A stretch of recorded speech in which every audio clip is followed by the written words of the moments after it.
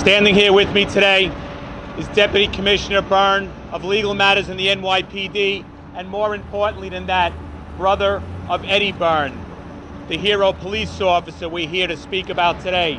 Also with me is Police Officer Joe Rayo and Patrick Hendry, who represents the police officers in the South Jamaica community, but equally important, were police officers on the street in the aftermath and years after this tragic murder. What we're here for today is to have a victim impact statement on behalf of our hero police officer and the family that's left behind. A family that's forever changed. A family that had to live with this death their entire lives, each and every day, in each and every trial and report in the press.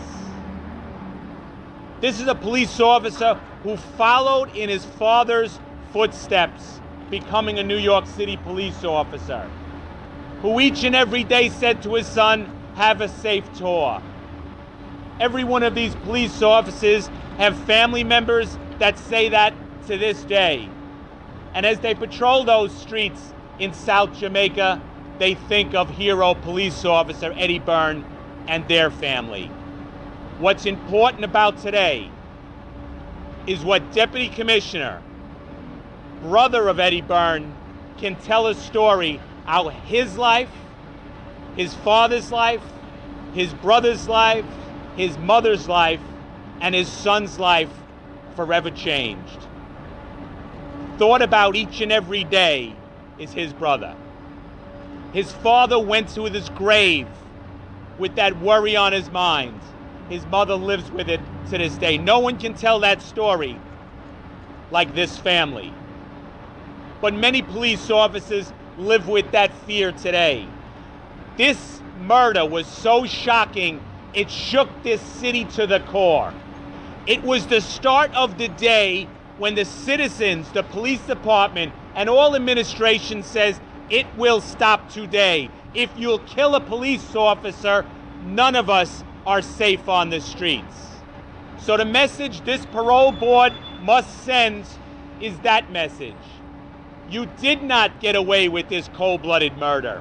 You will not get free from it tomorrow. So we ask this parole board, when these mutts come before them and act like they're remorseful and they're not, to just say no. That they'll never be allowed to go on the street and set upon a police officer, the South Jamaica community, or any citizen of this city ever again. Because they sent the message that day, we're gonna kill a police officer because you're coming after us. Well, we now got you, and we will not forget. These police officers that behind me, police officers with some gray hair, the family members that stand here proudly today. One day we'll be gone, but there'll be more police officers. There'll be other older police officers that remember, and there'll be nephews and sons that remember and come here to make sure they never, ever see the light of day. The courage this family shows by being in law enforcement, the courage they shown when they got that knock on the door, and the courage he showed today by reliving it publicly again, gives every police officer the courage to do this job. So it's our honor and my privilege to introduce Deputy Commissioner Byrne, brother of hero police officer Eddie Byrne. Commissioner. Good morning. This morning I appeared before the parole board for the third time in the last 4 years to argue against the release of the 4 defendants convicted in state court of murdering my brother, rookie police officer Eddie Byrne. The violent drug dealer who was sent back to prison and ordered Eddie's death from his prison cell on a prison payphone was convicted in a federal conviction, and he serves a life without parole sentence. So there are no parole hearings for him. These 4 defendants were wait till that dries down. These 4 defendants were sentenced to the maximum sentence under law at the time, 25 to life, and the trial judge, Justice Demakis, said that they should never be paroled, and his last judicial act would be to write to the parole board and argue against parole, and he made good on his promise. This was a premeditated assassination of a police officer because a drug dealer, a violent drug dealer, had been sent back to jail. In the early morning hours of February 26, 1988, 5 days after Eddie's 22nd birthday, these 4 defendants fired 5 shots that were heard around the world. They were heard around the law enforcement world. These defendants and their imprisoned drug boss wanted to send a message to all law enforcement, cops, judges, prosecutors. It was meant as a message of intimidation. The message failed and no one was intimidated. But today, it's important that the parole board send a message back to them and anyone who would try to shoot and kill a police officer. If you murder a police officer, you're going to spend your life in prison for it, and you're never going to be set free. And that's what we've respectfully asked the parole board to do today, and what I will do every 2 years for years to come. Thank you. Questions? You know, the second parole board hearing was 2 years ago. Not much of a crowd that day. I'm thinking because of the climate in this country now, that brought more people out and heightened the interest, and I'm sure they were glad about that. Because since you testified 2 years ago, October, 2 officers were killed here in the city. They were assassinated through Ramos. And It's actually 4 officers. Detectives Lou and Ramos were assassinated, and I referred to that tragedy before the parole board this morning. But 2 other officers were gunned down in deliberate gunfights by violent gang members. Detective Brian Moore, whose dad I went to high school with, and Detective Randolph Holder, who, like Eddie, followed in his father's footsteps. Randolph Holder was a police officer in Guyana, his home country. So it's been 4 officers gunned down in deliberate acts of violence, and I reminded the parole board this morning that those 4 deaths were 4 more reasons why they had to send a powerful message back that violence against police officers will not be tolerated today. And it goes to show that the war on crime, and we can call it different names, but the folks that are on the front line of that are police officers, law enforcement across this country. And the reality of those deaths, the shocking nature of the deaths we've had in the recent years were as shocking as hero Eddie Burns was that day. We can't do this by ourselves as police officers. We need the citizens to be shocked by these attacks, deaths, and murders. But we also need your help to make sure we send a message to these mopes that they'll never get out in the street. So we ask the citizens to contact the parole board. Go on our website, hit Keep Cop Killers in Jail, and send a message to the parole board. If you kill a cop, you can't walk our streets.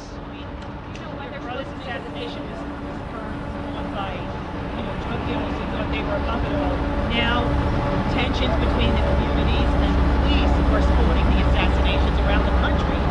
But what we found is the citizens of the city, the citizens of our country support law enforcement. The drug dealers and gang members obviously don't.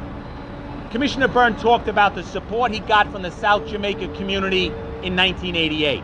Well, we still get that support from those storekeepers, those folks going off to work each and every day that live law-abiding citizens. They do support us. The mopes, the murderers, the mutts, they don't support us, and they never will. You know when they're supposed to make a decision? Probably in November and December of this year, they'll make their decisions. Did you see the 4 men in hearing today? Now, the 4 men aren't here. The 4 men, over the course of November and December, will get hearings in the prisons they're being held in with a parole commissioner. Have you had any sort of interaction with them or any sort of represents them? No, and it's one of the reasons they should be denied parole. In the 28 years since they committed this terrible crime, they've never admitted their role in it. They've never acknowledged what a tragedy it was. They've never acknowledged that they've done anything wrong. 2 of them, Philip Copeland and David McClary, still deny any involvement at all in the crime, despite the overwhelming trial evidence in 3 different trials that established their guilt. So they have shown no remorse, no apology no even recognition of the gravity of the terrible thing they did, and that alone is a reason they should all be denied parole. Commissioner, is there any indication that these four men, while in prison, they have done any rehabilitation or anything like that? I don't get to see their prison record. I only get to see their statements to the Parole Commission, which are redacted. If you read their statements, you can see that they've done nothing to acquire the moral compass necessary to behave as a law-abiding citizen.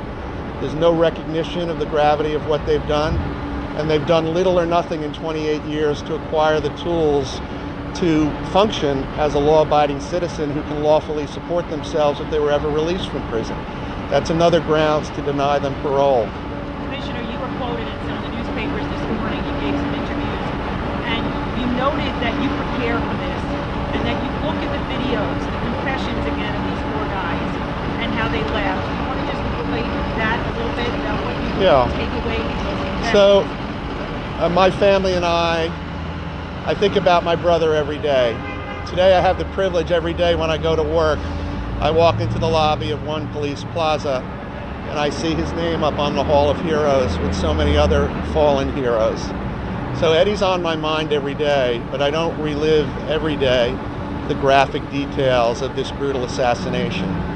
Each year, each 2 years for these parole hearings, I go back and I review the trial transcripts.